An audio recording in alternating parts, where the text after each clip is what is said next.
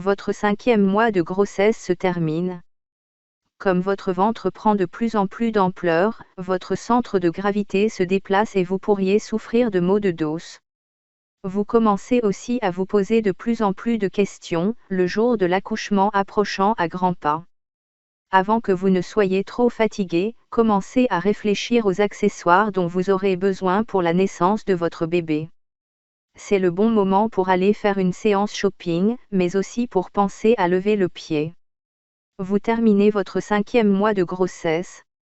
22 semaines de grossesse, votre corps, enceinte. Vergetures.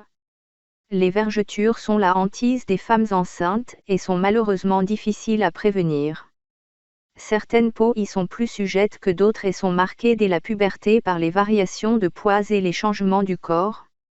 Le plus important est d'hydrater et de nourrir votre peau avec une crème, une huile ou un baume adapté. L'idéal étant de masser la poitrine, le ventre, les hanches au moins une fois par jour dès le début de la grossesse. Cela doit devenir le nouveau rituel incontournable de votre routine beauté. Fatigue. Le regain de forme du 2e trimestre, l'excitation des premiers achats pour bébé, plus rien ne vous arrête. Cependant, n'oubliez pas que vous êtes enceinte et qu'il faut aller à votre rythme. Les jours où vous êtes fatigué, ne culpabilisez pas de vous reposer ou d'aller faire une petite sieste. Vous avez encore un peu de temps avant la naissance de bébé, pas de panique. Contractions. Certaines femmes ont un utérus contractile et des contractions tout au long de la grossesse. Elles s'expriment par un durcissement de l'abdomen pendant quelques secondes. À ce stade de la grossesse, elles n'ont pas d'incidence sur le col mais doivent néanmoins être évaluées si elles deviennent douloureuses ou s'accompagnent de perte de sang. Mal au ventre. Pendant la grossesse, le mal de ventre est un symptôme fréquent.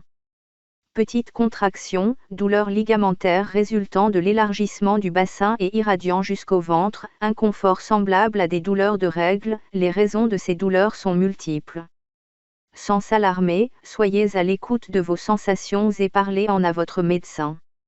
Si la douleur au ventre devient plus intense et que vous observez une perte de sang ou de liquide, il s'agit d'une urgence, consultez rapidement. Prise de poids.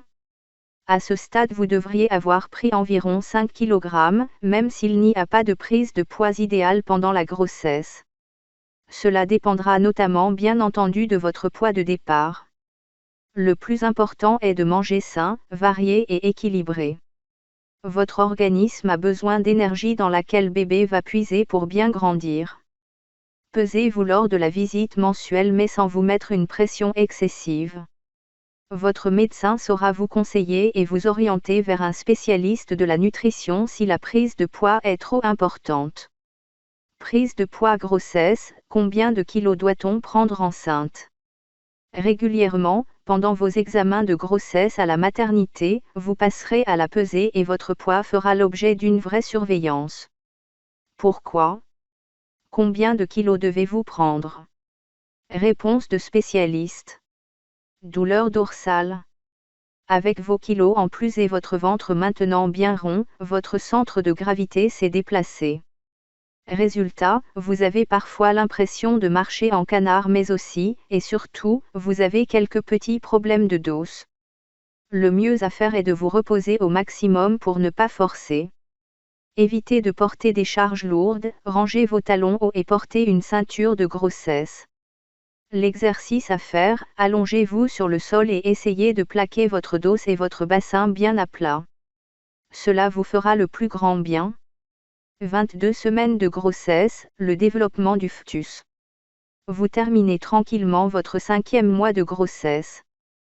Que de chemin parcouru par votre bébé en quelques semaines seulement. Poids et taille.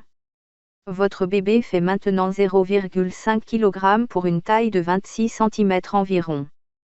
En cette fin de 5e mois de grossesse, ses sourcils sont maintenant bien définis. Ses paupières aussi, même si elles restent encore fermées. Son iris commence à se pigmenter, mais il faudra attendre la naissance pour découvrir la couleur des yeux de votre bébé. Quant à ses petits doigts, il dispose de petits ongles. Ses cheveux continuent également de pousser. Quant à sa peau, elle est toute fripée, rien de plus normal puisque votre bébé évolue dans l'eau depuis maintenant plus de 5 mois. Heureusement la nature est bien faite et le vernix casosa, qui le recouvre entièrement, le protège parfaitement. Communiquez avec bébé. De plus en plus actif et réactif avec son environnement, votre bébé aime explorer ce qui l'entoure avec ses petites mains. Il aime aussi quand vous lui lisez des histoires, lui chanter des chansons ou, tout simplement, lui parler. Mais sa plus grande occupation reste encore le sommeil. Il peut dormir jusqu'à 18 ou 20 heures. Le reste du temps, il se retourne et bouge dans tous les sens, son cerveau et ses cellules nerveuses sont en pleine activité. 22 semaines de grossesse, pratiques et démarches. Échographie.